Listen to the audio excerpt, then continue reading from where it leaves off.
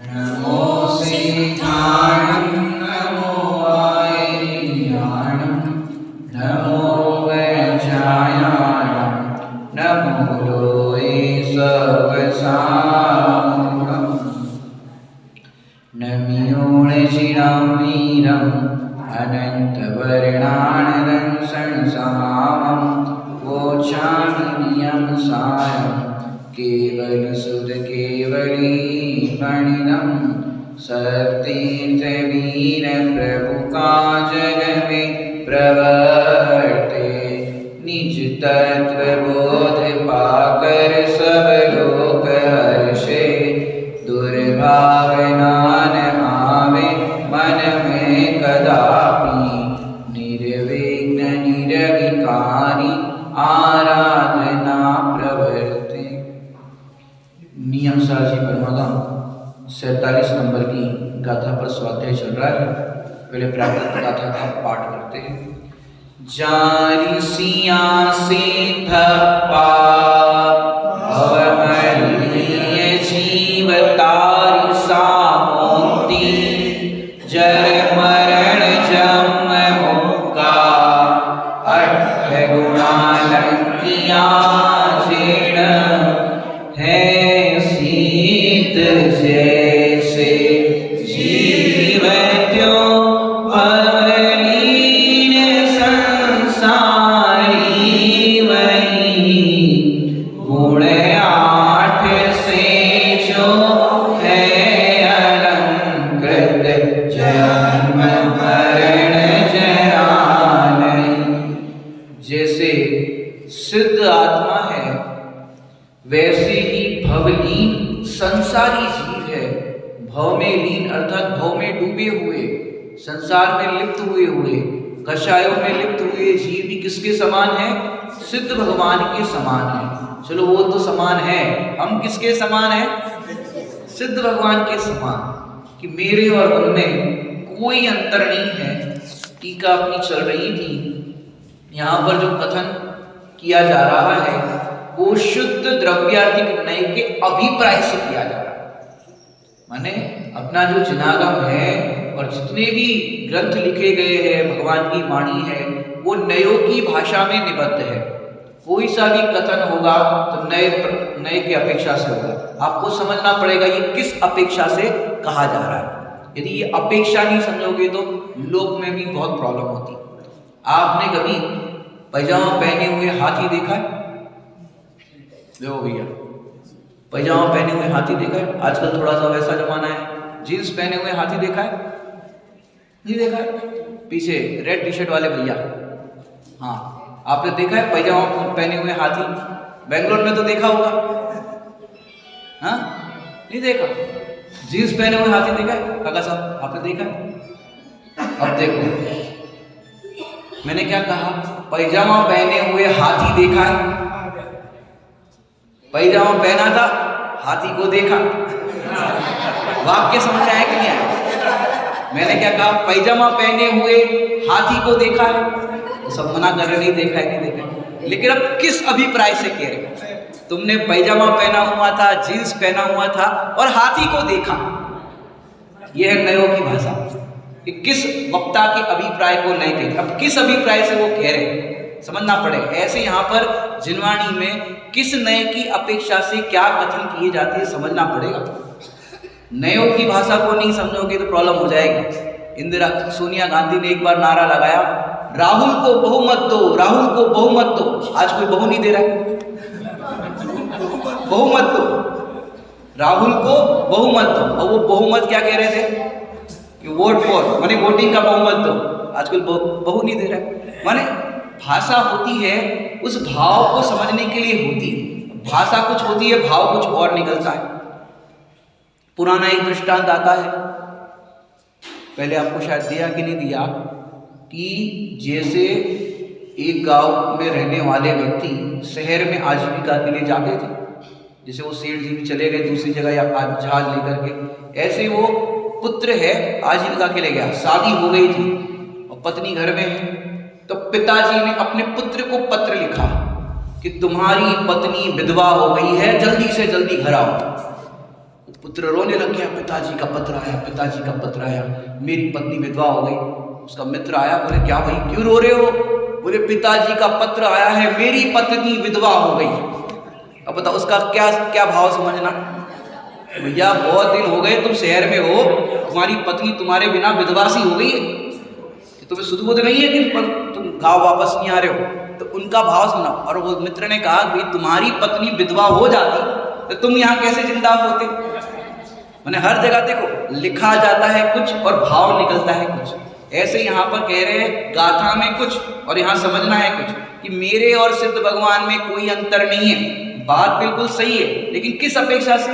द्रव्यार्थिक नय के अभिप्राय से। संसारी जीव और मुक्त जीवों में अंतर न होने का ये कथन है। और फिर यहाँ पर जो कोई अति आसन्न भव जीव हुए हैं, अर्थात निकट भव्य जीव हुए हैं, पहले कहाँ थे?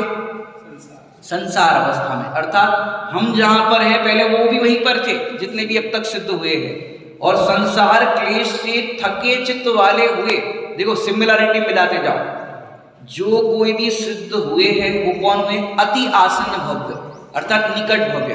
हम कौन से भैया? हम भी भैया निकट भव्य। अपने को गाय को लिए दूर भव्य और अभव्य समझो, हम भी निकट भव्य है, क्योंकि हमको ये बात आत्मा की सुहाती है तो निकट भव्य है। तो एक सिमिलरिटी पक्की हो गई।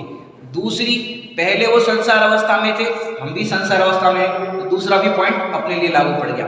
अब तीसरा, वो संसार से थके चित्त वाले थे। यदि अपन नहीं थके हैं तो थकाओ, नहीं थके हो तो थकाओ, मिलाते जाओ, क्योंकि वो सिद्ध हुए हैं और हम हैं। तो है वो होगा कैसे, ये प्रोसीजर पूरी बताई जा रही है। अगर नहीं थके हो तो थकाओ, संसार शरीर भोगों से विरक्ता लाओ। लाना मतलब कैसे लाओगे? वस्तु स्वरूप का विचार करोगे, मेरा हित क्या है अहित क्या है ये विचार करोगे, निर्णय करोगे, तो आपको भी थकान होगी। चार गति दुख से डरे तो तज सो पर भाव। योग सार जी की गाथा है, शुरुआत की तीसरी चौथी गाथा है कि यदि तुझे चार गति के दुख से थकान लगी हो तो तज सो पर भाव। ये पर भाव का क्या है? मां स्वामी जी ने उसमें लिए दृष्टांत दिया कि कैसा थका हो, चार गति दुख से डरे, डरा हो, थका हो। कि जैसे बैल होते हैं तो बैल के यहाँ पर वो रस्सी मारने के लिए होल कराने पड़ते हैं, छिदवाने पड़ते हैं। अब बैल खो गया तो उसका जो मालिक है एक दिन पहले ही छिदवाने के लिए गया था कान क्या जो भी नाक वगैरह छिदवाते हैं उस बैल के। अब वो मालिक बैल खो गया तो कहाँ ढूंढने जाएगा? कल जहाँ छिदवाने गए थे वहां पर जाएगा। वहां क्यों नहीं जाएगा? क्योंकि भैया वहां छिदवाने गए थे तो उसको दर्द हुआ था। अब जहां उसको दर्द हुआ, जहां से वो भयभीत हुआ कि भाई मेरे ऐसे छेद दिया गया है, क्या वो वहां जाएगा? नहीं जाएगा। ऐसे ही जहां तुम्हें दुख मिला है, जहां तुम्हें कष्ट हुआ है, जहां तुम्हें संसार शरीर भोगों से अंदर में आकुलता हुई है, वहां तुम जाओगे। इसलिए क्या करो? थको, अब तो थको, अब तो रुको, अब तो रुको। अब एक छोटी सी क्लिप देखी थी डॉक्टर संजीव जी गोदा भाई साहब की, जो मूल कलश भी आता है, ये अपना अजीब अधिकार में आता है समय सारणी में। अब तो रुको निज को भजो, ऐसा उसका भाव आता है कि अब तो रुक जाओ, अब तो रुको, सफेद बाल हो गए, अब तो रुको, नाना प्रकार के शरीर में बीमारियां आ गई, अब तो रुको, अब तो रुको। बहुओं ने बेटों ने पलट करके जवाब दे दिया, घर गृहस्थी में पलट करके जवाब दे दिया, आप चुप रहो, आप बीच में मत बोलो, अरे अब तो रुको, अब तो चेतो, अब तो थको, मेरा बेटा मेरी बहू, मेरा बेटा मेरी बहू, अब तो थको, अब तो रुको। अपना हित कर लो, घर गृहस्थी में रहना है, कोई दिक्कत नहीं है, रह रहे हो, लेकिन अंदर में जानो भैया ये सब नाटक है और हम तो इसको जानने वाले हैं। बस इतनी मति अपनी व्यवस्थित हो जाए ना, आनंद हो जाएगा। इतनी मति व्यवस्थित हो जाए। ऐसे थके चित्त वाले, फिर कह रहे हैं थके चित्त वाले होते हुए सहज वैराग्य परायण होने से, सहज नेचुरल वैराग्य विरक्तता होने से द्रव्य भाव लिंग को धारण करके कि बाहर में नग्न दिगंबर मुनिराज की अवस्था, और फिर अंतर सन्मुख दृष्टि करने के बाद अंतर में निमग्न होने के बाद जो तीन कसाय चौकड़ी के अभाव में प्रकट हुई है वो भावलिंग दशा, तो द्रव्य भावलिंग धारण दशा को धारण करके। इसका मतलब पूर्व में हमने संसार अवस्था में द्रव्य लिंग तो अनंत बार धारण किया, मुनि व्रत अनंत बार धारण किया, लेकिन भावलिंग नहीं हो पाया। और मोक्ष मार्ग में दोनों लिंग का महत्व है। यदि द्रव्यलिंग नहीं होगा तो भी काम नहीं चलेगा, और भावलिंग नहीं होगा तो भी काम नहीं चलेगा। पहले द्रव्यलिंग था लेकिन भावलिंग नहीं था, तो मोक्ष का उपाय नहीं हो पाया। जो सिद्ध चक्र विधान आपने मनाया होगा पूर्व में, अभी हाँ लॉकडाउन के पहले या बाद में मनाया था, तो उसमें एक अष्टक में आया था, जो आप अर्घ चढ़ाते ना, उसमें द्रव्यलिंग नहीं मोक्ष उपाय, भावलिंग बिन नहीं कर्म खिपाई। द्रव्यलिंग के बिना मोक्ष का उपाय नहीं हो सकता, और भावलिंग के बिना कर्म को खिपाना, कर्म का अभाव करना, ये नहीं हो सकता। तो दोनों का महत्व है। तो यहाँ पर कह रहे हैं कि प्रोसेस जो बताई जा रही है द्रव्यलिंग भावलिंग को धारण करके, फिर परम गुरु के प्रसाद से प्राप्त किए हुए परमागम के अभ्यास द्वारा। सोचो, पहली बार कोई दीक्षा ले 8 साल का बालक एकदम, क्योंकि अपने यहाँ तो प्रारंभिक अगर देखे तो दीक्षा लेने के लिए पात्रता है 8 साल का बालक दीक्षा ले सकता है। अब 8 साल के बालक ने दीक्षा ले ली, अब वो बालक पहले ही दिन दीक्षित हुआ, उपवास आदि पहले दिन होता है, प्रक्रिया होती। अब उसके जो गुरु होंगे, उसके गुरु को क्या चिंता होगी? नए बिगनिंग वाले मुनिराज आए हैं, उनके लिए क्या चिंता होगी? या पहले उसको तो नया दीक्षित हुई है, तो ज़्यादा कुछ पढ़ाई लिखाई हुई नहीं, तो पहले इनको बाल पोथ से पढ़ाई चालू करो, जीव क्या है अजीव क्या है ये सब कराओ, फिर तत्वा सूत्र जी पढ़ाएंगे, फिर द्रव्य संग्रह पढ़ाएंगे, धीरे धीरे आगे बढ़ते बढ़ते समय सार जी आदि का स्वाध्याय कराएंगे। गुरु प्लानिंग कर रहे हैं किसकी? वो शिष्य जो दीक्षित हुए उसकी प्लानिंग कर रहे हैं, क्योंकि नया दीक्षित है तो इतना नॉलेज तो नहीं होगा ना एकदम 8 साल की उम्र में। गुरु प्लानिंग कर रहे हैं, और शिष्य को पहला उपदेश तो भैया जीव जुदा पुद्गल जुदा, यही तत्व का साथ, इतने से भी मोक्ष मार्ग है, लेकिन अब क्रम से पूरी पढ़ाई करनी पड़ेगी।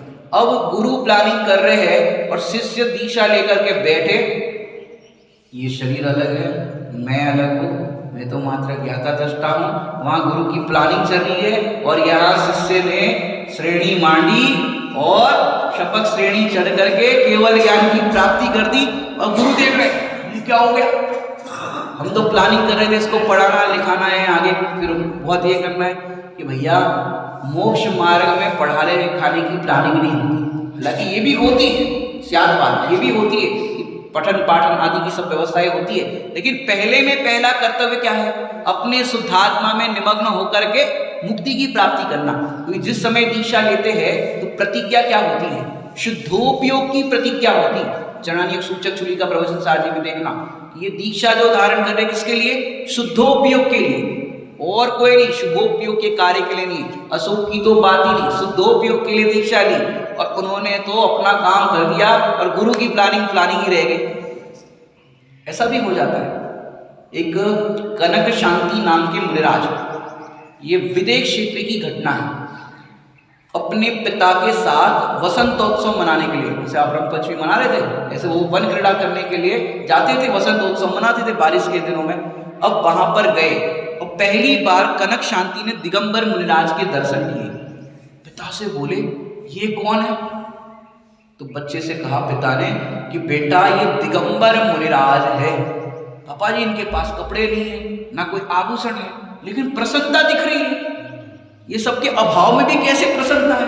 कि बेटा सच देखा जाए तो संयोगों में सुख नहीं है, कपड़ों में सुख नहीं है। कपड़े ये पहने कि वो पहने, राग होते हैं, गहनों में भी राग होते हैं, और उनके कपड़े नहीं है, गहने नहीं है, क्योंकि उनने समस्त राग द्वेष को त्यागा है। जिन राग द्वेष त्यागा वह सतगुरु हमारा। सतगुरु कौन है? जिन्हें राग द्वेष को त्यागा है। और फिर बालक पूछने लगा तो पापा जी पिताश्री इनने राग द्वेष का त्याग किया है, तो क्या ये सुखी है? बोले हाँ सुखी है। और हम दुखी है? बिल्कुल बेटा हम तो दुखी है। बोले तुम्हारे जो दादाजी थे वो भी ऐसी दीक्षा लेकर के गए, और वो तो तीर्थंकर है, वो तीर्थंकर है, और ये सुखी है और मैं दुखी। पापा जी पिताश्री मुझे भी इनके जैसा बनना है। चरण पकड़ लिए कनक शांति ने, 8 साल के बालक ने, 8 साल के बालक ने चरण पकड़ लिए, दीक्षा लेना है। पिताश्री बोले बेटा अभी थोड़े बड़े हो जाओ। अरे पिताश्री बड़े कब होंगे, क्या होंगे पता नहीं, मुझे तो इनके जैसा बनना है। दीक्षा लेने का उसका भाव बना। पिताश्री सोचने लगे मेरे पिता तीर्थंकर, और मेरा पुत्र दीक्षा ले रहा है, मैं घर जाऊंगा तो किसको मुंह दिखाऊंगा। वो कनक शांति बालक जो थे उनने दीक्षा धारण करी विदेश क्षेत्र के अंदर। 8 साल के बालक ने दीक्षा धारण करी। दीक्षा लेने के बाद हाथ पे हाथ धरे, स्वरूप में उपयोग लगाया। 8 वर्ष में केवल ज्ञान की प्राप्ति। सोचो कितना, माने बहुत बड़ा अपन समझते हैं, पूरी बहुत मेहनत करनी पड़ेगी, करनी पड़ेगी। अरे अंदर की विशुद्धि हुई, दीक्षा धारण करी, स्वरूप का भान हुआ, काम हो गया। सोचो 8 साल की उम्र में, और अपन इतनी उम्र हो गई अपने जीवन की, और अपने को अंदर में इतना सा भी नहीं हो रहा है कि भाई मैं कौन हूँ इसका उत्तर ढूंढे। सोचो कनक शांति नाम के मुनिराज हुए विदेश क्षेत्र में। तो कैसे हुए? द्रव्य भाव लिंग को धारण करके परमागम के अभ्यास द्वारा। जब दीक्षा देते तो बताते हैं कि अब तुम्हारा दूसरा जन्म हुआ है, जिसको कहते हैं द्विज। नाम बदला जाता है जब दीक्षा धारण करते हैं ना। पुराने सारे रिश्ते नाते सब खत्म, नाम ही बदल गया, आधार कार्ड ही तुम्हारा बदल गया, पुराना सब वॉश आउट हो गया कि नहीं हो गया। अब बस नया नाम हो गया तुम्हारा, नया जन्म हो गया, और तुम कौन हो? आत्मा हो। बस इस आत्मा की प्राप्ति में निमग्नता के लिए तुम्हारा ये जन्म है, और ये जन्म को तुम सार्थक करो। कर लिया उसने तो। कनक शांति मुनिराज ने बताओ कि द्रव्य भाव लिंग को धारण करके परमागम के अभ्यास द्वारा। अब उन्होंने क्या अभ्यास किया होगा? सोचो, दीक्षा धारण के लिए क्या अभ्यास किया होगा? कितने ग्रंथ पढ़े होंगे? कि ग्रंथ नहीं, उन्होंने, देखो कोई भी ग्रंथ छोटे बड़े नहीं होते हैं। एक सूत्र एक वाक्य भी ग्रंथ बराबर है। एक सूत्र एक वाक्य से ग्रंथ बन गए। जो तत्वा सूत्र है ना, तत्वा सूत्र, उमा स्वामी आचार्य, ऐसी किंवदंती आदि, उमा स्वामी आचार्य आहारचर्या करके निकल रहे थे किसी के यहाँ से, और जैनों की कॉलोनी समझो, तो वहां पर किसी के घर के ऊपर ऐसा लिखा था, दर्शन ज्ञान चारित्र मोक्ष मार्ग। तो उनने जो श्रावक उनके साथ कमंडल लेके साथ में जंगल तक छोड़ने जा रहा था, तो उससे कहा कि भैया इधर है ना, दर्शन के पहले सम्यक शब्द लिखा दो। बोले ठीक है महाराज जी, जो आ गया, और सम्यक शब्द लिखा दिया। और जो श्रावक जिसका घर था वो आया, देखा ये क्या है, सम्यक दर्शन ज्ञान चारित्राणी मोक्ष मार्ग। उस जमाने में थोड़ी बहुत बुद्धि वाली थी। सम्यक शब्द मतलब सच्चा दर्शन, सच्चा ज्ञान, सच्चा चारित्र ही मोक्ष मार्ग है। ये किसने परिवर्तन कराया? पता चला मुनिराज जंगल में गए, महाराज जी ये सम्यक आपने चेंज कराया, सम्यक दर्शन ज्ञान चारित्राणी मोक्ष मार्ग। ये सम्यक दर्शन क्या होता है? तत्वार श्रद्धानम सम्यक दर्शन। बनता गया, बनता गया, बनता गया, बनता गया, पूरा ग्रंथ बन गया। कि सोचो एक शब्द का भाव खुलते खुलते कितना खुल गया, पूरा वर्णन। इसका मतलब क्या होता है, इसका मतलब क्या होता है, ऐसे पूरा ग्रंथ बन गया।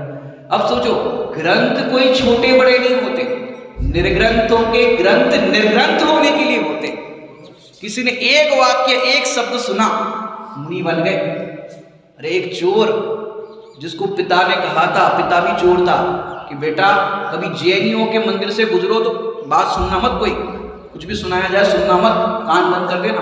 और एक बार जा रहे थे चोरी करके या कुछ करके, कांटा लग गया पैर में, पहले तो कान बंद कर दिए, कांटा निकालने के लिए एक कान खोल दिया, और वहां सुना देवों की परछाई नहीं होती।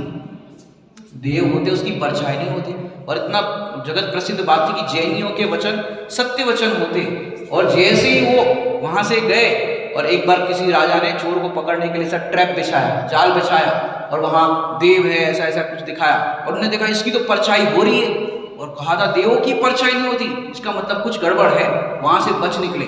उसने सोचा मैं तो बच निकला, लेकिन जैनियों के एक वचन का मैंने विश्वास किया तो इतने राजा के दंड से बच गया। यदि उनके समस्त वचनों का विश्वास करो तो समस्त दुख से बच जाऊंगा। देखो कितने जीव इतने से शब्द को सुनकर के दीक्षित हो गए, उनका कल्याण हो गया। द्रव्य भाव लिंग को धारण करके परमागम के अभ्यास द्वारा, यह है परमागम का अभ्यास। जो शब्द सुना उस शब्द का अभ्यास, उसके अंदर में मीमांसा, प्रैक्टिस, अभ्यास, स्वरूप समझा, ऐसा अभ्यास करके, अभ्यास द्वारा फिर क्या हुआ, सिद्ध क्षेत्र को प्राप्त करके। सिद्ध क्षेत्र कहाँ है भैया? सिद्ध क्षेत्र कहाँ है? सम्मेद शिखर जी सिद्ध क्षेत्र, सोनागिरी जा रहे हो आप लोग, सोनागिरी सिद्ध क्षेत्र। हाँ, सिद्ध क्षेत्र को प्राप्त करके, कि जितने भी है चंपापुर, पावपुरी, सब सिद्ध क्षेत्र को प्राप्त करके, ये सब जो क्षेत्र है वो तो उस क्षेत्र में अंतिम समय पर थे, तो उस क्षेत्र से सिद्ध गमन हुआ तो उस क्षेत्र को सिद्ध क्षेत्र कहा। लेकिन जो प्रारंभ में अपन ने गाथा मूल बिठा रहे हैं ना अपन कि है सिद्ध जैसे, कि हम सिद्ध भगवान के जैसे है, ये बात हमको उपदेश में मिली। और जैसे ही हम अपने स्वरूप में निमग्न हुए ये बात सिद्ध हो गई। जैसा उन्होंने कहा था कि तुम ऐसे हो, तुम्हारे अंदर अनंत सुख है, अनंत वैभव है, अनंत आनंद है, अनंत ज्ञान है, जो उनने कहा था वो बात सिद्ध हो गई, पक्की हो गई। जैसी कही थी वैसी सिद्ध हो गई। जैसे आजकल या पुरानी महिलाएं भी दूध को देख करके बता देते इसमें कितना घी निकलेगा। भैंस का घी है तो इतना निकलेगा, गाय का है तो कितना निकलेगा। दूध में घी देख लेना, पत्थर में प्रतिमा देख लेना, कपड़े में कुर्ता देख लेना, ये क्या है? कला है। देख लेना, अभी है नहीं, कुर्ता है नहीं, प्रतिमा है नहीं, घी है नहीं, लेकिन उसके अंदर ही देख लेना, ये क्या है? कला है। ऐसे ही इस देह देवल के अंदर जैसा कहा उन्होंने कि सिद्ध भगवान जैसा है, अनंत सुख, अनंत ज्ञान, अनंत वैभव से परिपूर्ण है, और ये देखा, ये बात हो गई सिद्ध, तो ये हो गया सिद्ध। एक अपेक्षा ये होगी। दूसरी अपेक्षा कि जैसे ही मैं सिद्ध हुए समझ में आया, दीक्षा हुई, परमागम का उपदेश मिला, उस उपदेश को धारण किया, और धारण करने के बाद अंदर से सिद्ध हो गए। पहले तो जैसा कहा था वैसा ही मिला, जैसा बताया था गुरु ने कि आत्मा ऐसा है, आत्मा ऐसा है, और वैसा मिला, और वैसा मिलने पर क्या हो गया? सिद्ध हो गया। और उसी स्थान से जब ये बात सिद्ध हुई, आनंद अंदर में अतीन्द्रिय हुआ, प्रकट प्रचुर स्वसंवेदन हुआ, तो जितने भी कर्म सत्ता में पड़े थे वो निर्जरा को प्राप्त हो गए, और समस्त कर्मों की निर्जरा हो गई। तो बात सिद्ध हो गई कि ये आत्मा कर्मों से न्यारा है, कर्म है वो भिन्न वस्तु है, और कर्म की भिन्नता हुई, और वहां आत्मा जो अनादि से अकेला है, एकत्व को प्राप्त है, वो सिद्ध हो गया। और जिस क्षेत्र के अंदर वो था, वो जीव साधक जीव था, वो क्षेत्र ही सिद्ध क्षेत्र बन गया। अब सिद्धालय मोक्ष का होता है, सिद्धालय में होता है मोक्ष? बताओ मोक्ष कहां पर होता है? मोक्ष आत्मा में होता है। मोक्ष मोक्ष है कहां? मोक्ष आत्मा की जो परिणति है ना, एक समय की पर्याय। बंध और मोक्ष देखा जाए तो जीव की कल्पना है। आत्मा ना बंधा हुआ है ना मुक्त है, आत्मा तो आत्मा है। ये दोनों अवस्थाएं हैं, बंधा हुआ और छूटा हुआ, ये दोनों अवस्थाएं हैं। बंधन और मुक्त ये दोनों अवस्थाएं हैं। आत्मा आत्मा है ऐसा स्वीकार करना, बंधन से मुक्त होना। इतना सरल सा माने मोक्ष है। मोक्ष का अर्थ सुनो, शब्द संधि, संधि मोह प्लस क्षय, इसका नाम है मोक्ष। क्या कहा? मोह प्लस क्षय इजिकल टू क्या हुआ? मोक्ष। वो भैया मोह क्षय को थोड़ा सा फास्ट बोलिए, 10 बार, जोर से जोर से। क्या सुनाई दे रहा है? मोक्ष कि मोक्ष है, इसका नाम है मोक्ष। अब 2 प्रकार के मोह है, दर्शन मोह और चारित्र मोह। सबसे पहले सम्यक दर्शन होने पर दर्शन मोह का अभाव, और फिर चारित्र मोह का अभाव। अब मोह का क्षय होने पर मोक्ष हो जाता है, आत्मा का मोह से अभाव हो जाता है संपूर्ण रीति से, उसको कहते हैं मोक्ष। वहां सिद्धालय में मोक्ष नहीं है। अब जीव है इस पूरे ब्रह्मांड में कहो, कहीं ये इसमें कहो, तो जीव को कोई डेस्टिनेशन तो मिलनी चाहिए कि जहां पर वो अनंत काल के लिए स्टेबल रहे। तो वो है 45 लाख योजन की सिद्ध शिला, और वहां जाकर के जीव अनंत काल के लिए स्थिर हो जाता है। उसके बाद उसे कहीं गमनागमन नहीं होता, एक ही स्थान पर रहता है। और वहां तो सोचो पहले अनंत सिद्ध हो गए, अनंत आनंद सिद्ध परमेश्वर भगवान, तो बाकी के लिए कि भैया बाकी के लिए व्यवस्था है, एक सिद्ध में अनंत सिद्ध विराजते हैं, माने इतना उसका विस्तार होता है। जैसे दूध है तो दूध पूरा ग्लास भरा हुआ है, अब उसमें जगह है भैया, पीछे वाले भैया, दूध का ग्लास पूरा भरा है, उसमें कुछ समा सकता है? शक्कर डालोगे तो जाएगी कि नहीं? रसगरा का लड्डू डालोगे तो जाएगा कि नहीं? जाएगा कि नहीं जाएगा? तो उसमें जगह है कि नहीं? आप देखो ग्लास भरा हुआ है, जगह नहीं है, लेकिन उसमें है कि नहीं जा सकता है? ऐसे वहां सिद्धालय पूरा फुल है अनंत सिद्धों से, लेकिन अभी भी आकाश द्रव्य है, वो सबको जगा दे रहा है। वहां पर भी एक सिद्ध में अनंत सिद्ध, और आने वाले अनंत काल तक ये प्रक्रिया चलती रहेगी, जगह खाली नहीं होगी। इसलिए टेंशन मत लो भैया, पहले सब सिद्धालय चले जाएंगे, हमारे लिए जगह अरे हो जाएगी। वहां ऐसा नहीं है भैया जगह नहीं है उधर जाओ, जगह नहीं है उधर जाओ, ऐसा कोई करने वाला नहीं है। वहां तो सिद्धालय के अंदर सब सिद्ध बुला रहे हैं तुम्हें, आ जाओ भैया, हम यहाँ आनंद कर रहे हैं, तुम कहाँ पड़े हो, आ जाओ आ जाओ आ जाओ। सब सिद्ध जितने भी हमारे गए हैं, परिवार वाले रिश्तेदार जितने भी सिद्ध गए, वो सब बुला रहे, आ जाओ, वेलकम कर रहे, जल्दी आओ जल्दी आओ, बुला रहे हैं। और हम आ रहे क्या कर रहे हो, अरे आ जाओ। मैंने संसार वृक्ष का आपने देखा होगा, लटका हुआ है संसार वृक्ष पे, ऐसा पेड़ को हाथी ऐसे ऐसे हिला रहा है सूंड से, ऊपर जहां रस्सी बंधी है दो, एक सफेद चूहा एक काला चूहा, वो दिन रात का प्रतीक है।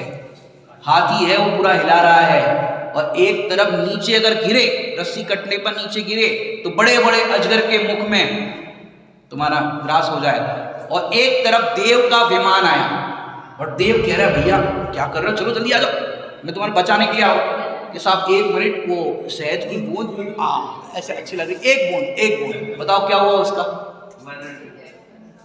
कि फिर तो मरण ही है। इसलिए भैया ऐसे ही हमको ये श्री गुरु हमारे लिए विमान लेकर के आए हैं, ये सिद्ध क्षेत्र कैसे प्राप्त होता है उसकी विधि लेकर के आए हैं। और हम अभी एक दुकान का एक प्लॉट का वो चल रहा है, वो हो जाए, फिर इसका ये हो जाए, फिर इसका ये हो जाए, ये जैसे वो एक बूंद की आशा में वो अटक गया ना संसार वृक्ष पर, ऐसे हम भी ये एक काम हो जाए, ये एक काम हो जाए, ये एक हो जाए। लेकिन भैया सबके काम अधूरे रह जाते हैं। जितने भी लोगों की डेथ हुई ना, आप देख लेना, चाहे वो प्रवचनकार हो, विद्वान हो, कोई विषय चल रहा हो, विषय अधूरा रह जाता है। अब यहाँ से ट्रांसफर ही हो गया तो कहाँ विषय पूरा होगा। नहीं भय मनोरथ पूरे, यमराज ने आचक चूरे। किसी के मनोरथ पूरे नहीं होते। ऐसा कोई व्यक्ति है कि अंत समय में कहे कि मेरे सारे काम हो गए, कुछ करना बाकी नहीं है, अब मैं जाने के लिए तैयार हूँ, ऐसा कहता है? नहीं, एक काम ये रह जाते हैं भैया। तो भैया विधि जो बताई जा रही है यहाँ पर, द्रव्य भाव लिंग को धारण करके और फिर परमागम के अभ्यास द्वारा सिद्ध क्षेत्र को प्राप्त करके, बड़े पंडित जी एक बार बोले, लोग कई बार मिलते कहते पंडित साहब अब तो ये काम हो जाए, इसके बाद हम सोनागिरी सिद्ध क्षेत्र में आकर रहेंगे, सोनगढ़ में जाकर के रहेंगे, हम ये स्थान पर रहेंगे, मंगलायतन रहेंगे, यहाँ रहेंगे, वह रहेंगे। बड़े पंडित जी बोले भैया आत्म कल्याण के लिए कोई सिद्ध क्षेत्र मत खोजो, बल्कि जिस क्षेत्र में हो उसको सिद्ध क्षेत्र बनाने का प्रयास करो। यहाँ चले जाएंगे, वहाँ चलेंगे, क्यों? वहाँ कुछ विशेषता है, वहाँ जाओगे तो ही कल्याण होगा, ऐसा जरूरी है। कई लोगों ने ट्राई भी किया। जिस समिति की रूम में निहाल भाई सोहानी जी को सम्यक दर्शन की प्राप्ति हुई, जो बताते हैं रात को बैठे प्रवचन सुना था, ज्ञान और राग जुदा है, और रात को बैठे और अंदर धुन में लगी ज्ञान राग जुदा है, और वो सवेरे जुदा करके उठे तो लोग क्या करने लगे, भैया ये सम्यक दर्शनकार होंगे, आओ आज रात हम भी बैठे। बताओ कोई वो रूम में बैठने से होगा? अरे वो रूम में बाहर में बैठे तो थे, लेकिन स्वरूप में बैठने पर हुआ, स्वरूपाचरण में सम्यक दर्शन हुआ, किसी के उसमें नहीं होता है। इसलिए कल्याण के लिए कोई सिद्ध क्षेत्र मत खोजो, जहां हो वहां। कुंतु आचार्य देव ने पहली गाथा में लिखा, स्व और पर में सिद्धत्व की स्थापना, ध्रुव अचल अनुपम गति पाए हुए सब सिद्ध को, सबको यहाँ पर स्थापना कर रहे हैं कि तो ये जहां हो वहां अपने आप को सिद्ध समान अनुभव करो। और सिद्ध समान अनुभव करने वाला अपने में निमग्न होना, वही सिद्ध क्षेत्र बन जाता है। अब तक तो क्षत्रियों की बहुत महिमा थी कि उन्होंने अपने आत्मा का कल्याण किया, लेकिन एक बनिया सेठ सुदर्शन भर बाजार से मोक्ष किया, चर्चा हुई थी अपनी। बताओ पूरे पटना के अंदर भर बाजार से मोक्ष हुआ उनका, सेठ सुदर्शन का। सोचो जब वो कर सकते हैं तो हम क्यों नहीं कर सकते? यही विधि फॉलो करनी है। तो सिद्ध क्षेत्र को प्राप्त करके फिर अब क्या क्या प्राप्त किया? सिद्ध क्षेत्र को प्राप्त करके अव्यापाद अर्थात बाधा रहित सुख कैसा प्राप्त किया? अव्यापाद, कि जिस सुख को कोई बाधा नहीं डाल सकता, बाधित नहीं हो सकता। क्रिकेट मैच देखते हो आप? क्रिकेट मैच देख रहे हो, बढ़िया एकदम इंटरेस्टिंग मैच चल रहा हो, जीतने के लिए 6 रन चाहिए, लास्ट बॉल अब बाकी है और देख रहे ध्यान से सब कुछ एकदम ऐसा सीन है, लास्ट बॉल जीतने के लिए 6 रन चाहिए और जो खेलने वाला खिलाड़ी है आपका, जो भी फेवरेट हो, वो ऐसा खेल रहा है कि आपको तो बहुत आनंद आ रहा है, लेकिन आप जीत भी सकते हैं और हार भी सकते हैं। और ऐसा मैच चल रहा था इंटरेस्टिंग, और लाइट बॉल। बताओ ये इंद्रिय सुख कैसा है? बाधा वाला। ये बाधा आ गई कि नहीं आ गई आपके सुख में? बढ़िया मनपसंद भोजन बना है और भोजन करने के लिए जैसे ही बैठे और बस उतने में फोन आ गया, भैया इनका ऐसा हो गया, जल्दी अभी निकालना है, ऐसा करना है। बताओ क्या हो गया? भोजन का सुख बाधा वाला, नेत्र इंद्रिय का सुख बाधा वाला, कर्ण इंद्रिय का सुख स्वाध्याय सुनने का भी ये सुख है, उतने में कोई मैसेज आ जाए, कॉल आ जाए, दुकान पे जाना है, रेट पड़ेगी, ये हो गई। बताओ क्या होगा?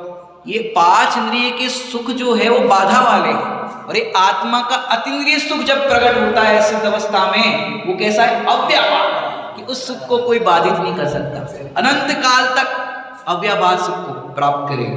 तो अव्यापाद, बाधा रही, सकल विमल, सर्वथा विमल, कि वो मन रहे, सब प्रकार के कर्मों से रहित, ऐसा आनंद। सकल विमल, सकल माने सब प्रकार के, और विमल सर्वथा निर्मल।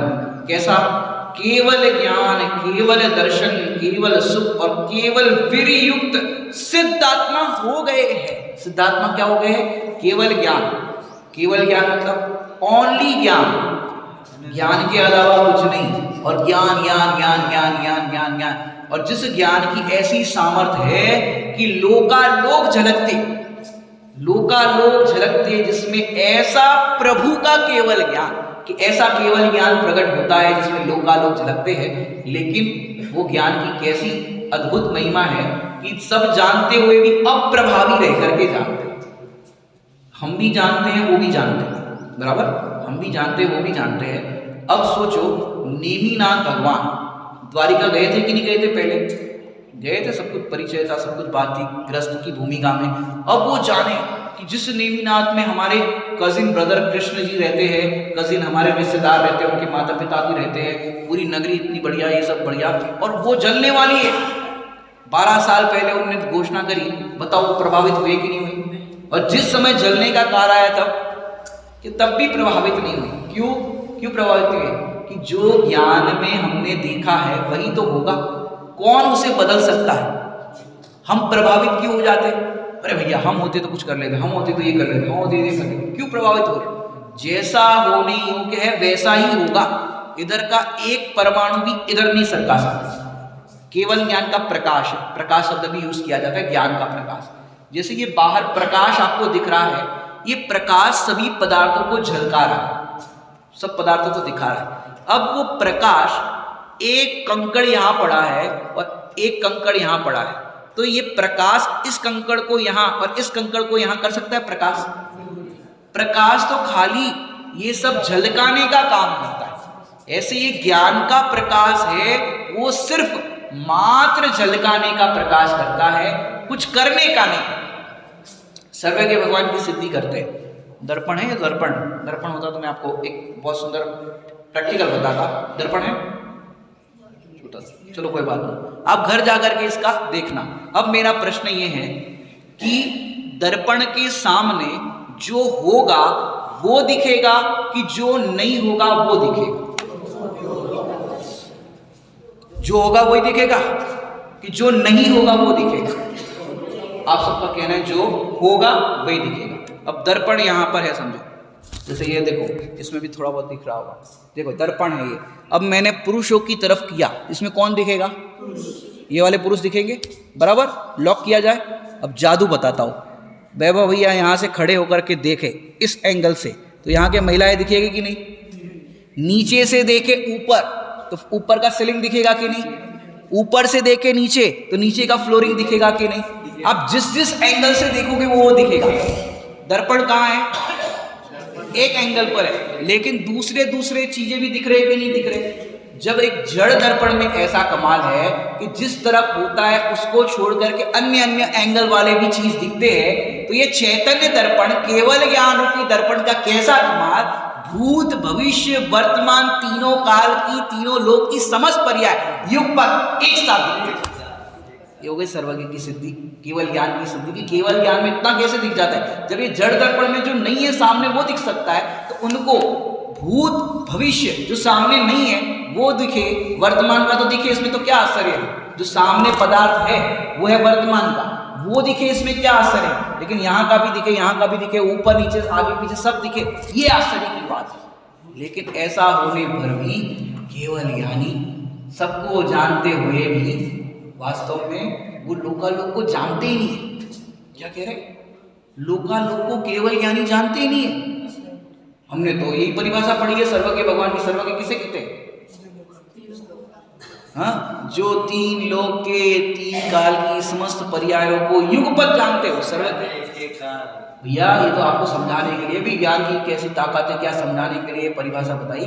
वास्तव में तो केवल ज्ञानी परमात्मा, आप स्तुति में पढ़ते हो, सकल घेय ज्ञायक तदपि निजानंद रसनी सोजिनेन्द्र जयवंत धीरज रहसनी। वो सकल गे, लोकालोक आ गए इसमें, सकल गे ज्ञायक तदपि, उस समय भी वो किसको जान रहे? ज्ञायक को जान रहे। ज्ञायक तदपि, सकल गे जानने में आ जाते हैं, जानने जाते नहीं है, इंटरेस्ट नहीं है जानने का, जानने में आ जाते हैं। हम क्या करें? जानने में आ जाते तो कहते हैं लोकालोक को जानते, वास्तव में उस समय भी अपने आत्मा को जानते, अपने आत्मा को जानते। भैया हमारे घरों में कोई अंतर नहीं है, जानने की अपेक्षा से अंतर कहो तो कहो। यहाँ पर देखो, जो ज्ञानी होते ना उनको ऐसा दिखता है, अल्प गेय ज्ञायक तदपि निजानंद रसनी। वो सकल गेयों को जानते हैं, हम अल्प गेयों को जानते हैं, लेकिन ज्ञायक तो है ना, ज्ञायक तो है ना। अब बताओ, तुम ज्यादा को जानो कि कम को जानो, ज्ञायक तो है ना। वो केवल ज्ञानी है, लोकालोक को जान रहे, हम कम गेयों को जान रहे, लेकिन ज्ञायक एक सा है। वो सिद्ध भगवान और हमारे में कोई अंतर नहीं, जानने की अपेक्षा तो अंतर है। अब एक छोटा दर्पण है, एक बड़ा दर्पण है। छोटे दर्पण में कम पदार्थ दिखते हैं, बड़े दर्पण में ज्यादा पदार्थ दिखते हैं, लेकिन दिखता तो है ना। दिखने का काम तो दोनों में होता है, जानने का काम तो दोनों में होता है। तो ऐसे ही भैया केवल ज्ञान की महिमा तो, ज्ञान कितना बड़ा अगाध है, इतना उसका विस्तार है, ये बताने के लिए। लेकिन वो ज्ञान किसके आश्रय से प्रकट हुआ? कि ये तुम्हारे आश्रय से प्रकट हुआ। तो महिमा केवल ज्ञान की कि सहज ज्ञान की? सहज ज्ञान की। अपने को महिमा तो आती है केवल ज्ञान की। जब पंच कल्याणक होता है और केवल ज्ञान होता है, बताओ, नृत्य करने के लिए ओंकारमयी वाणी तेरी, सब नाचते। जिंदर गणधर भी हैरान है, समो शरण देख के, शांति छवि देख के गणधर भी हैरान है। बड़े पंडित जी के कान में शब्द पड़े, गणधर हैरान है, हैरान हैरान परेशान है गणधर कि ये ऐसा कैसे हो गया, ऐसा कैसे हो गया, इतना इतना कैसे हो गया। वो हैरान है क्या? मैंने ठीक है, जिसने भजन लिख दिया, अपनी भक्ति भाव में प्रकट कर दिया, व्यक्त कर दिया, कोई बात नहीं। लेकिन भैया गणधर हैरान नहीं है। भैया उनको तो सब समझ में आ रहा है, भैया ये सब बाहर का सर्वोषण की व्यवस्था है, ये सब पुण्योदय की सामग्री है।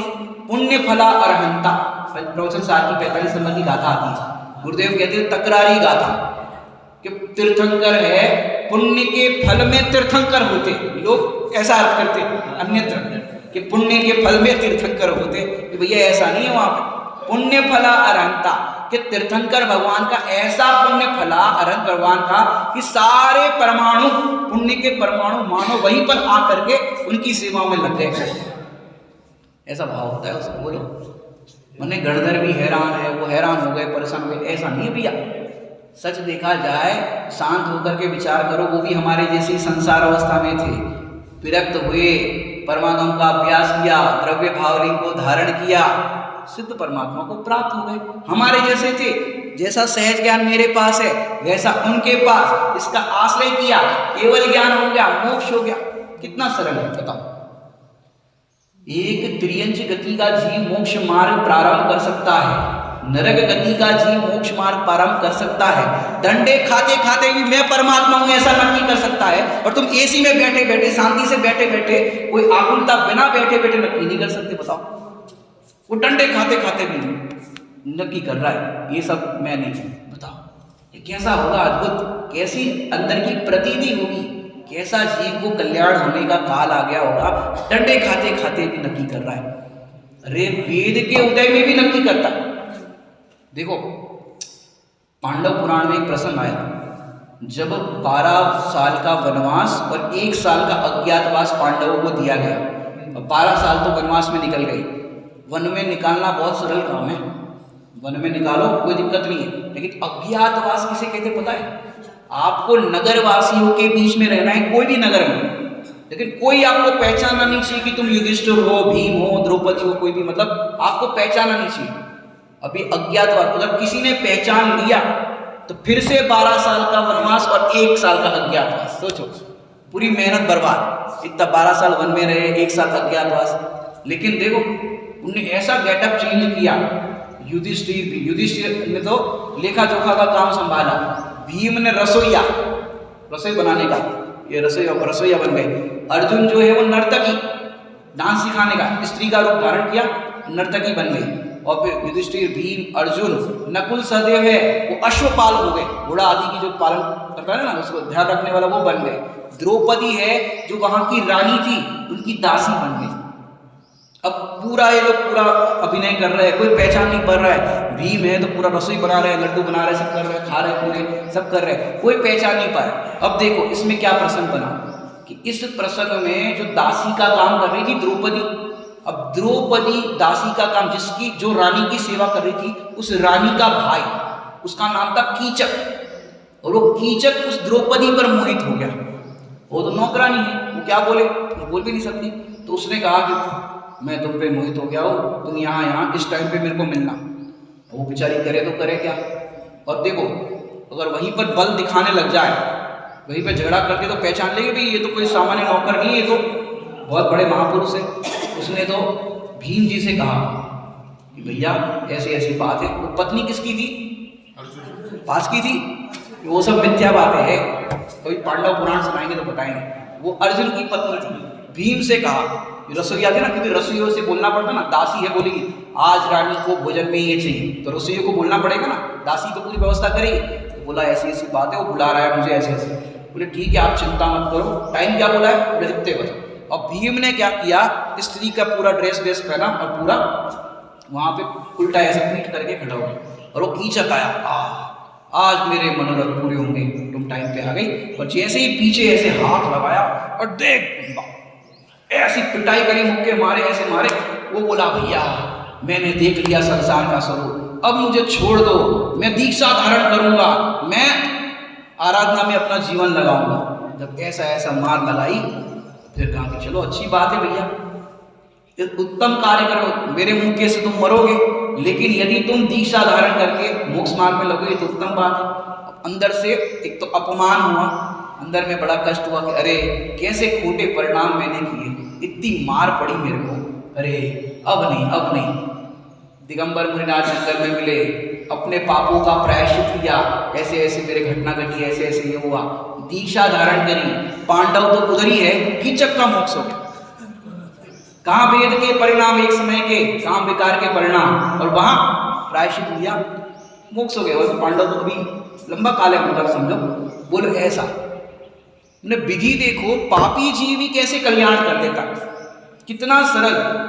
वहां जीव को विरक्ता हो जाए, ऐसे पाप के परिणाम से ऐसे दंड भोग रहा हो, और पाप करूंगा तो और दंड भोगूंगा, अब तो नहीं, दीक्षा धारण करें। अब दीक्षा धारण करने के बाद सिद्ध क्षेत्र को प्राप्त हुए। तो यहाँ पर बता रहे सिद्ध क्षेत्र को प्राप्त करके अव्यापाद सुख, इंद्रिय सुख वाला वो बाधा वाला है। अब इंद्रिय सुख की प्राप्ति के लिए गया, और द्रौपदी नहीं मिली, मार मिली कि नहीं मिली? वहां वो चाह कर रहे थे जिंदत सेठ के बच्चे, भैया चलो खाते हैं, निमंत्रण आया है, खाते। वो चाह करने वाले मार पड़ रही कि नहीं पड़ रही? ऐसे ही भैया अव्यापाद सुख को प्राप्त करने के लिए पूरी प्रोसेस करो।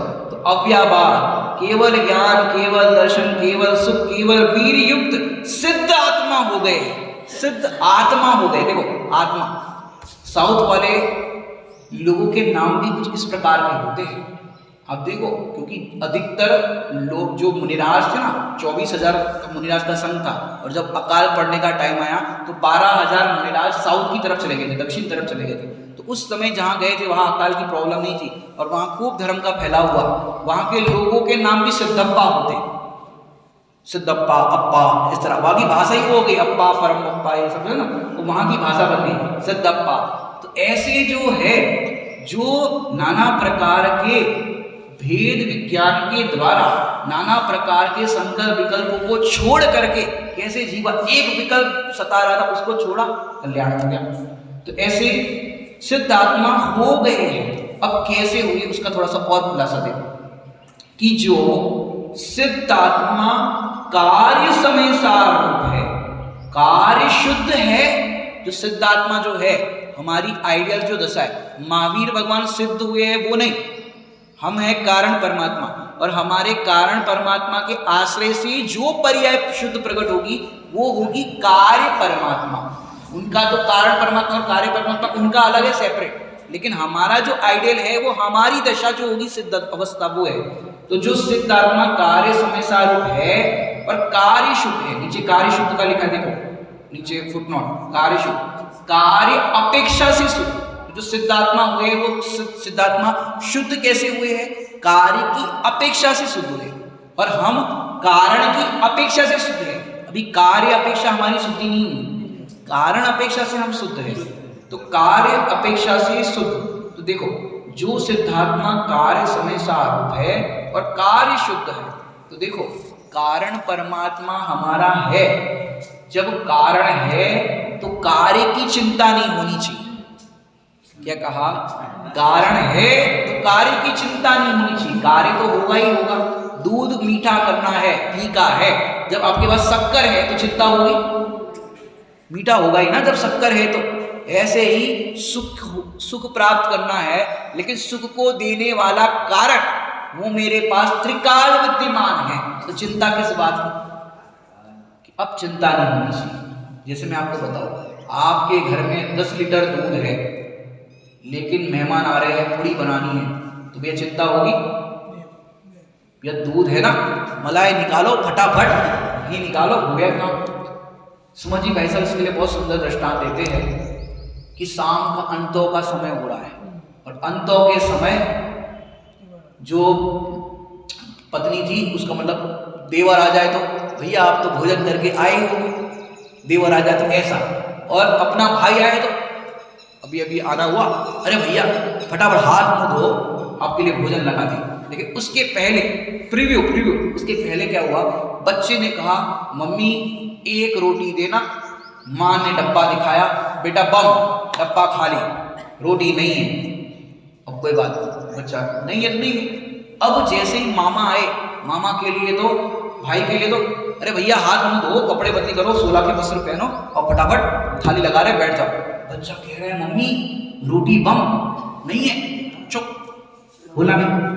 अब माँ को चिंता नहीं हो रही है और बच्चे को चिंता हो रही है, रोटी है नहीं, सब्जी की कढ़ैया खाली है और कुछ बचा नहीं है, कैसे खिलाएंगे मामा को? और बताओ जो महिला है उसको चिंता क्यों नहीं हो रही? भैया डब्बे में आटा रखा है, गिलकी रखी है वहां पर, उसके अंदर फटाफट गिलकी छिली, छोक दी, या एक कटोरी आटा लिया, फटाफट पोसना, एक तरफ सब्जी बन रही, एक तरफ ये पटा लग गया, फटाफट परोस दिया, हो गया काम। कारण है तो कार्य की चिंता नहीं होती। वो बच्चे की दृष्टि कार्य के ऊपर थी, डब्बे के ऊपर थी, डब्बा में तो है ही नहीं, कहां से खिलाएंगे। जब कारण है तो कार्य की चिंता नहीं होगी। ऐसे सिद्ध भगवान जो हुए हैं वो कारण तत्व के आश्रय से हुए हैं, कारण का विश्वास करने पर हुए हैं, कारण तत्व में निमग्न होने पर हुए हैं, और सारी ये प्रोसेस जो बता रही है ऐसे हुए। वैसा का वैसा कारण कहाँ है? मेरे पास है, मेरे पास है, तो फिर कार्य की चिंता करने की जरूरत नहीं है। जब कारण शुद्ध है तो कार्य भी कैसा होगा? शुद्ध ही होगा। तो देखिए कार्य समय सारूप है और कार्य शुद्ध है। जैसे वे सिद्धात्मा है वैसे ही शुद्ध निश्चय से भव वाले संसारी जीव है, अर्थात मैं हूं, शुद्ध निश्चय से मैं भी वैसा हूं। अब देखिए जिस कारण वे संसारी जीव सिद्ध आत्मा के समान है, किस कारण से? द्रव्य शुद्ध निश्चय के कारण से हम और सिद्ध भगवान दोनों कैसे समान है। ऐसे ही देखो समान है, जिस कारण से वे संसारी जीव सिद्ध आत्मा के समान हैं, उस कारण वे संसारी जीव उस कारण से संसारी जीव, माने जैसे वो कारण परमात्मा कार्य परमात्मा हुए तो इस कारण तत्व के आश्रय से हुए। अब उस कारण से यदि हम भी देखें तो जैसे उनका क्या हुआ, जन्म जरा और मरण से वे रहित हुए और सम्यक्त आदि 8 गुणों के पुष्टि से तुष्ट है। सम्यक्त अनंत ज्ञान, अनंत दर्शन, अनंत बीज, सूक्ष्मत्व, अवगाहनत्व, अगुर लघु तथा अव्यापार, इन 8 गुणों की समृद्धि से आनंदमय है।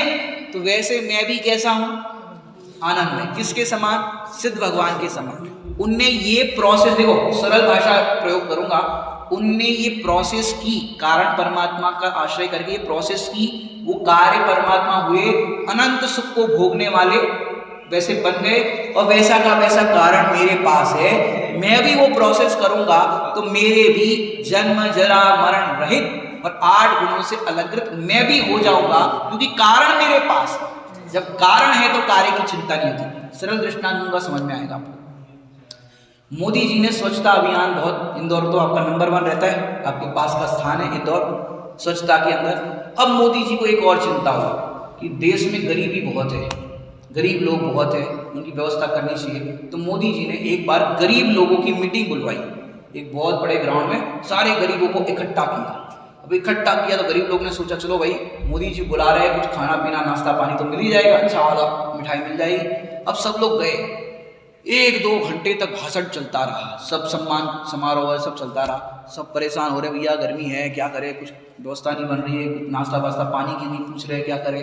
2 घंटे हो गए, 3 घंटे हो गए और फिर अंत में जब मीटिंग पूरी होनी थी, मोदी जी ने सारे भिखारियों को लाइन से बुलाया और 1-1 करोड़ रुपए का चेक दिया। क्या दिया लकी भैया, 1-1 करोड़ रुपए का चेक। और सब अरे भैया दिन खराब कर दिया, थोड़ा बहुत नाश्ता दे दिया, ये कर दिया, अरे देखो खरखरा कागज पकड़ा दिया, कम से कम 100 रुपया दिया होता तो कुछ खाने पीने का सुबह शाम की व्यवस्था हो जाती, ये होता। चलो चले गए। अब क्या हुआ कि एक जो उसमें था, मतलब बहुत सारे सबकी अपन बात नहीं करें, 2 मित्र थे, उसमें से एक मित्र ने जो गरीब था, भिखारी था, उसने उस चेक को बैंक में पहले खाता खुलाया, डिपॉजिट किया, पूरी प्रक्रिया की, हाथ में कैश आया, बढ़िया घर बना दिया, बंगला बना दिया, गाड़ी की व्यवस्था हो गई और पत्नी भी हो गई, जब पैसा आ गया तो शादी भी हो गई, सब व्यवस्था हो गई और पूरा जम गया। और दूसरा मित्र था, चेक को जेब में डाला, खरखरा कागज था, थोड़ा अच्छा लग रहा था, यहाँ पे थोड़ा सा प्रेस किया हो तो अच्छा लगता ना। अब फिर भीख मांगते मांगते निकल पड़ा ऐसे कॉलोनी में, और फिर भैया खाने को दे दो, भूखा हूँ दे दो। तो वो जो भिखारी है जो करोड़पति बन गया, वो सोचने लगा भैया हम गरीब थे तो हमारी कोई मदद करता था तो हमको भी करनी चाहिए। अब उसने कपड़ा भोजन थोड़ा पति और पत्नी दोनों लेकर के आए। अब वो जो गरीब था, अभी फटा पुराना कपड़ा पहना था, उसने जैसे उसको देखा, अरे कल्लू तू यहाँ क्या कर रहा है, इतना हुलिया, ये सब बदल गया, क्या बात है। तो बोले अरे तू अभी भी भीख मांग रहा है, ऐसे सिद्ध भगवान कह रहे हैं हमें, तू अभी भी भीख मांग रहा है, हमारे द्वारे पे आया, क्या कर रहा है। अब यहाँ पर बात ये हुई, अरे तुझे पता नहीं उस दिन मोदी जी ने ग्राउंड में बुलाया था, अरे बात मत करो वो दिन की बात मत करो, पूरा दिन खराब हो गया, पूरा धूप में ऐसे, अरे भैया बात तो सुन, अरे बात मत करो, पहले बात तो सुन। उस दिन उन्होंने एक कागज पकड़ाया था कड़क सा, बोले हाँ पकड़ाया तो था, हाँ बोले ये, बोले हाँ ये, इसको बैंक में जमा करो, खाता है तुम्हारा, बोले नहीं है, खाता खुलवाओ, बैंक में जमा करो, बैंक में जमा करने पर तुमको भी पैसा मिलेगा और वो भी 1 करोड़, तुम्हारा भी मेरे जैसा ऐसा बंगला होगा, तुम्हारा भी मेरे जैसा ऐसा गाड़ी होगी, तुम्हारे भी मेरे जैसी पत्नी होगी, सब व्यवस्था हो जाएगी। बोले हो जाएगी, बोले देख तेरे सामने तो है, मैं कहाँ भीख मांगता हूँ, तो देखो बंगला खड़ा हो गया, सब हो गया। बोले हाँ, बोले हाँ। अब उसके पास चेक है और पता चला आज सैटरडे है और सेकंड वाला, फोर्थ वाला सेकंड बंद रहता है, आज तो होगा नहीं, कल संडे है। अब वो अपने आप को कैसा मानेगा, कुछ नहीं है जेब में, पैसा नहीं है, फटीचर है, बताओ क्या क्या मानेगा, करोड़पति। कारण अपेक्षा से, जैसे मेरा मित्र के पास कारण था चेक, वैसा ही कारण मेरे पास है चेक, बिल्कुल वैसा का वैसा चेक है, बिल्कुल। अब उसने डिपॉजिट किया, जैसे आप प्रोसेस बताई ना सिद्ध भगवान बनने की, वो सिद्ध अवस्था जो उन्होंने प्राप्त की, पहले वो भी संसार अवस्था में थे, यहाँ पर जो मेरा मित्र है पहले मेरे साथ ही बैठ करके भीख मांगता था, उसने वो चेक को डिपॉजिट किया, पूरी प्रोसीजर की, तो वो आज करोड़पति बन गया। ऐसे जो सिद्ध हुए हैं वो भी हमारे साथ ही संसार अवस्था में थे, उनको जो चेक है उनके पास वैसा ही चेक हमारे पास है, ये कारण परमात्मा, और उन्होंने उसको प्रोसेस करके उस चेक का कैश कर लिया। तो अब नगद आनंद भोग रहे हैं, अनंत सुख का भोग कर रहे हैं, वो है सिद्ध परमात्मा। वैसा का वैसा मेरे पास चेक है, उन्होंने चेक को कैश कर लिया है और मेरे हाथ में चेक है, मैं भी चेक को कैश कर लूंगा तो मैं भी अनंत सुख को भोगूंगा। ये हो गई समानता। कितना सरल होता। बोला मेरे और सिद्ध भगवान में क्या अंतर है? कुछ अंतर है? एक और दृष्टांत देते हैं। पंगत में भोजन करते, पंगत में भोजन लकी भैया लाइन से सबको पंगत में भोजन हो, लकी भैया और लोगों की व्यवस्था कर रहे थे, लेट हो गए, लकी भैया को बिठाया, बाकी सबकी तो थाली एक एक चीज परोस करके ऐसे लाइन से परोस रहे थे, देखा होगा आपने पंगत में। अब लकी भैया लास्ट में बैठ रहे थे तो लकी भैया को प्लेट पूरी लगा करके दे दी, सबको केला साबुत खोल करके परोसा था, और जल्दबाजी में आपको केला छिलका सही परोसा। बताओ दुख होगा कि नहीं होगा? बाकी आइटम जितनी भी सबको परोसी है उतनी आइटम आपको परोसी है, दुख होगा? क्यों नहीं होगा?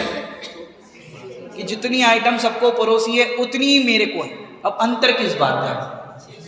छिलके का। ऐसे ही भैया जितना अंदर का अनंत गुणों का पैकेज है, जितना सिद्ध भगवान के पास है उतना मेरे पास है, अंतर तो सिर्फ छिलके का है। सिद्ध भगवान का छिलका उतर चुका है, छिलका उतर चुका है, हमारे पास छिलका है, तो क्या करो, छिलके को मत देखो, छिलके से भिन्न जो केला है उसका स्वाद लो, छिलका यही छूट जाएगा।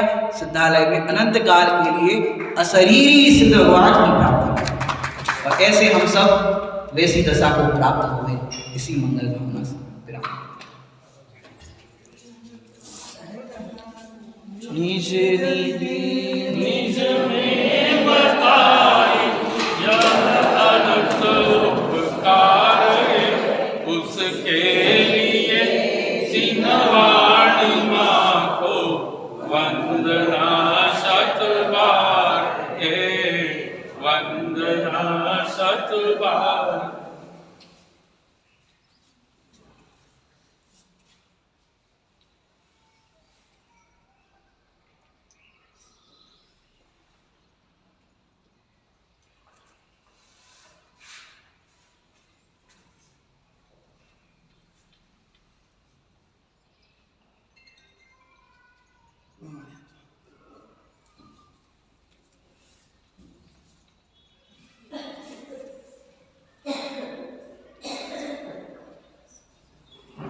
रावणी के ज्ञान से सूझे